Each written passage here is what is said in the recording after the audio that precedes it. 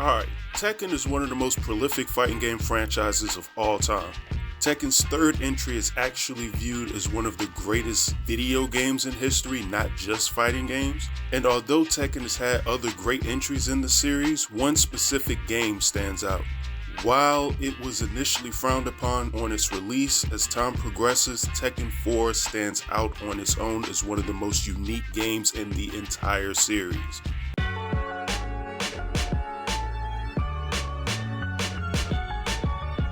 Prior to Tekken 4's release, the Tekken series was an interesting 3D fighter with a diverse roster and a pretty ridiculous story. Up to this point, the trend of the Mishima family throwing each other off of high places was in full effect, as well as a cast of characters that included fighting jaguars, dinosaurs, kangaroos, and robots. Yeah, Tekken's weird. But there was a fun, exciting nature to this series tied to a martial arts tournament. However, by 2002, everything fans had grown accustomed to with the series was about to change. To me, the reason Tekken 4 is one of my favorites and one of the most unique of the franchise's history was because it seemingly took every single thing that it could that we as fans knew about the franchise and changed it up. Some good and some changes were bad. Yes, it was always a game about a martial arts tournament, but that's about where the similarities ended. Just take a look at something as simple as the main menu. Tekken has had a long main menu design for the history of the series up to that point, of the logo with the small scrolling menu underneath, your arcade mode, time attack, survival, options, etc. Tekken 4 said screw that and gave a more interesting background on a modernized full menu layout from the very start. Then instead of the typical play arcade mode, beat everyone and get a movie ending, Tekken 4 was one of the first in the franchise to actually give a story battle mode, which, being honest, is essentially the same. However, it gave narrated text images along with specific fights to go along with your character's story that you chose. Remember just how memorable this song was the first time you heard it. 2 years ago, Heihachi failed to capture Ogre, but his researchers succeeded in collecting samples of its blood and tissue. These in turn were used in an attempt to create a new life form by combining Heihachi's and Ogre's genetic material. The experiment failed, however, and Heihachi learned that he lacked the devil gene necessary to integrate Ogre's genome with his own. Now, being honest, I'm not going to go too far into the gameplay of the game because that's actually one of the biggest negatives of it, and the main reason why the game was so poorly perceived, being honest. People didn't like the wall mechanic. But over time, the game has actually become more memorable despite this. The fact that every level of Tekken 4 is an actual location either related directly to the story or is flat out a location of the tournament is amazing in and of itself.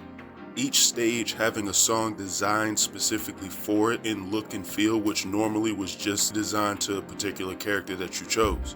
Law had a stage and song, Paul had a stage and song, Nina had a stage and song. Now, the stage had its own feel and it lent itself to the overall feel of the game, which was never done before.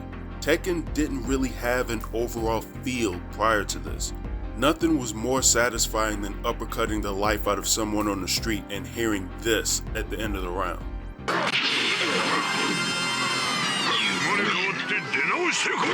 Also, the game's updated Tekken Force mode, where, as the name suggests, you beat up members of the Tekken Force until you've completed all the levels. This mode allowed better movement compared to Tekken 3's, which is hilarious considering that movement is one of the biggest weaknesses of Tekken 4 from a gameplay standpoint. Like I said before, the game is bashed specifically for its wall mechanics, but it fits so well in Tekken Force mode, at least for this game.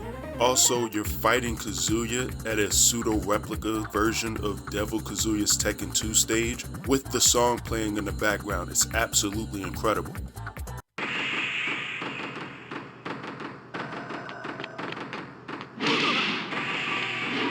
Then the character designs itself. As an artist, I have an immense appreciation for the updated looks of the Tekken characters in 4. Outside of Yoshimitsu's design that I personally feel like was a downgrade, that and Heihachi in a diaper. Yes, I know it's not a diaper. Every Tekken 4 design looked absolutely amazing. Hwoarang looked more mature in a way that we wouldn't see again until Tekken 8. This was before they started giving him the belly vest. Paul with his hair down made him look more rugged. Law was evil looking Bruce Lee now.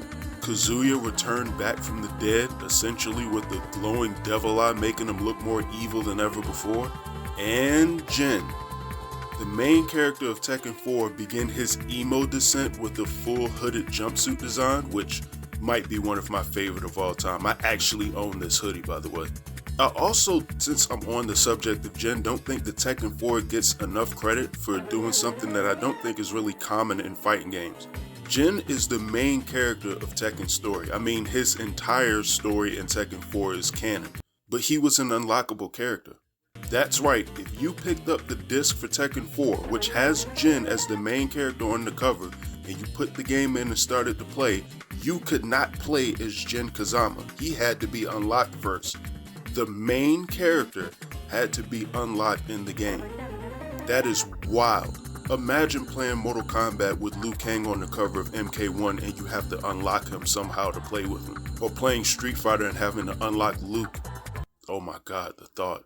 But even characters like Chaoyu's design was an improvement over the previous games, or how all the newbies in Tekken 4, granted it was only 3 of them, just fit like a glove. Tekken 4's design team put incredible amounts of thought into the look and feel of the game, and it showed completely.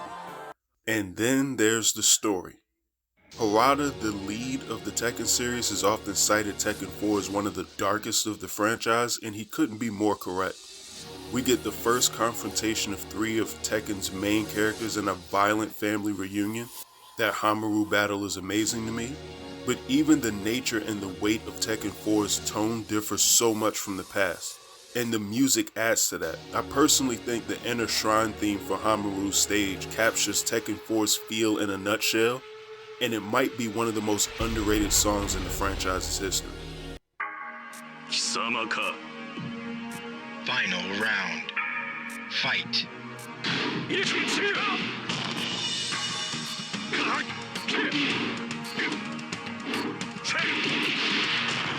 And being honest, the same could also be said for the game's intros.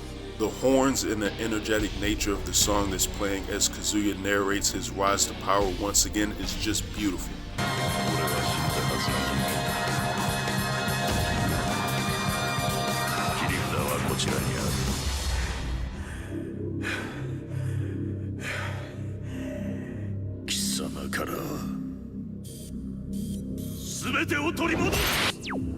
There's so much to Tekken 4, and I'm sure I've missed out on some things too because a lot was put into this game.